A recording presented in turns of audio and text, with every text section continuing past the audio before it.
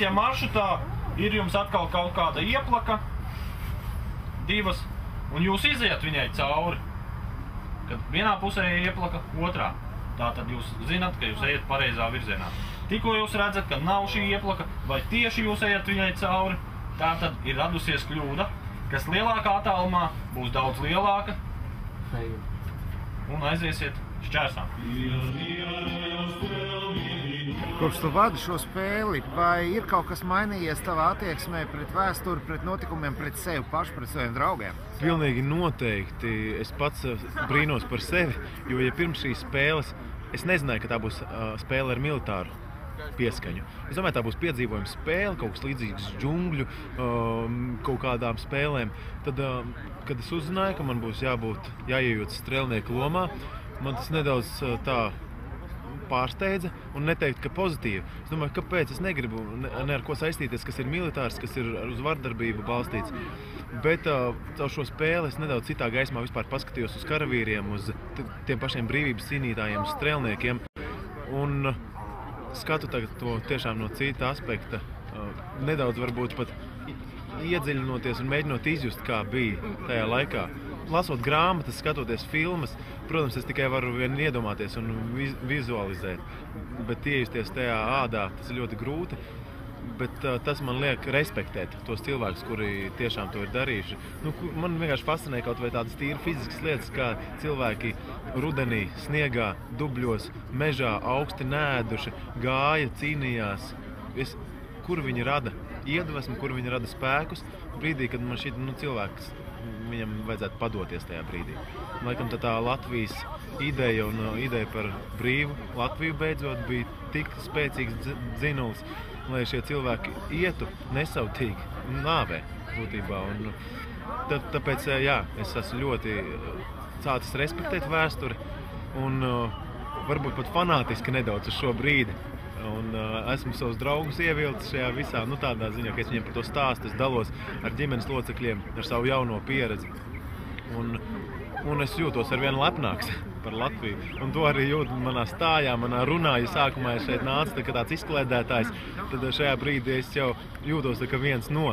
Protams, ka man nav ne militārās pakāpes, ne dienesta, bet es varu, iztēloties tikai kā tas bija, un tas ir mainījis manus uzskatus, un es tagad kaut kā paceltāk galvu un pārliecinātāk varu darīt tās lietas, ko es šeit daru, uzrunāt jauniešus galu galā.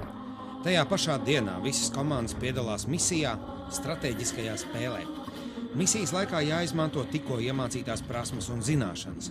Ir jāveic uzdevumi un jāizdzīvo brīvības kauju dalībnieku cīņas, kādas notika, kad jaunās valsts bruņotie spēki cīnījās, lai nosargātu jaundibināto Latvijas Republiku pirms 90 gadiem.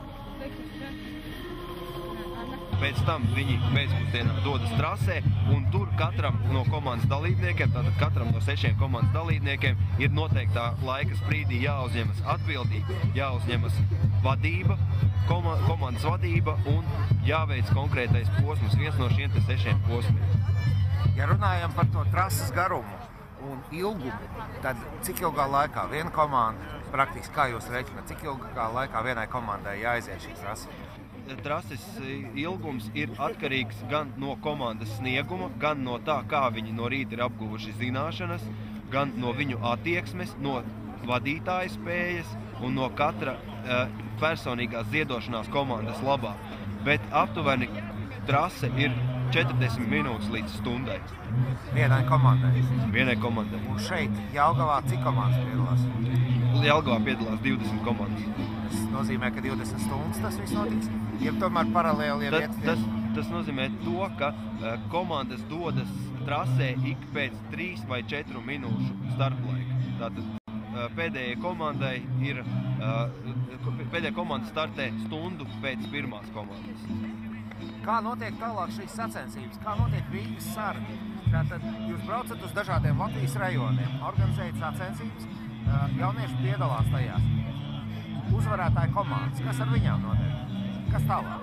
Tātad, katrā rajonā piedalās līdz 20 komandām, un no šīm dalībnieku komandām 2 komandas, kas ir ieguvuši vislabāko rezultātu, virzās uz reģiona kārtu. Reģiona kārtā tātad notiek uzvarējušo komandu sacensības, kas ir tuvas šīm sacensībām, bet jau ir papildinātas ar militārajiem tā laika vēsturiskajiem elementiem. Viņas ir interesantākas un sarežģītākas šīs te nākošās reģiona sacensības. Un no reģiona sacensībām trīs komandas uzvar un dodas uz finālu, kurš jau notiks Rīgas rajonā. Cik komandas tad būs, kā jūs reiķināt? Aptuveni cik komandas būs finālā? Finālā būs apmēram 15 komandas. Kāpēc jūs visu to darat? Kāda tam ir nozīme vispār? Vai tam ir jēga? Šis ir pirmais Latvijas atjaunotās republikas vēsturē šāda vēriena un šādas tematikas pasākums.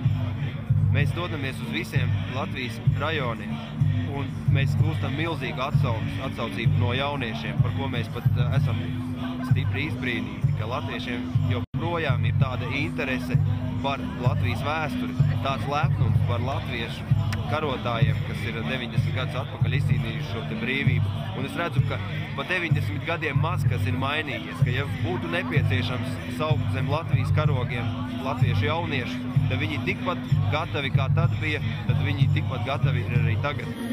Iet uz priekšu un neskatīties atpakaļ, lai kādas grūtības mums stātos ceļā, kā kad mums ir